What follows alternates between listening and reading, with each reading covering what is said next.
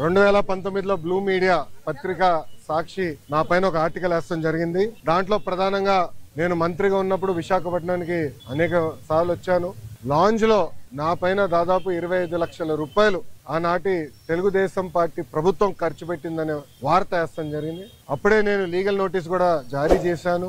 మీరు క్షమాపణ చెప్పాలి, మేము ఎక్కడ ఆధారాలు లేవు, రాజ్యాంగం చాలా స్పష్టంగా ఆధారాలతో ప్రింట్ చేయాలి అని చెప్తుంది. అంతేగాని ఆధారాలు లేకుండా ప్రింట్ చేస్తే అది డిఫమేటరీ నేచర్ అని చాలా స్పష్టంగా చెప్తుంది.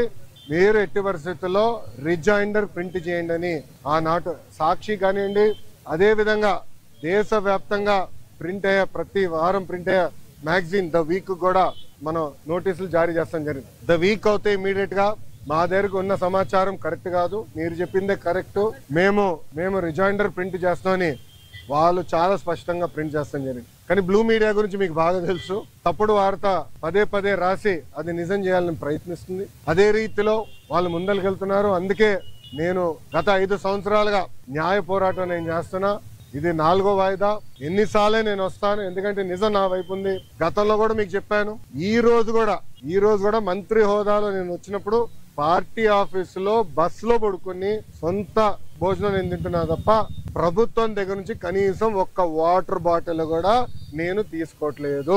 నేను ఇక్కడికి వచ్చిన వాహనం కూడా నా సొంత వాహనం, దాంట్లో డీజిల్ కూడా పోసుకుని నా సొంత నిధులతో, ఎక్కడ ప్రభుత్వం పైన ఆధారపడకూడదని మా తల్లి భువనేశ్వరి గారు నాకు చిన్నప్పుడు నేర్పించారు.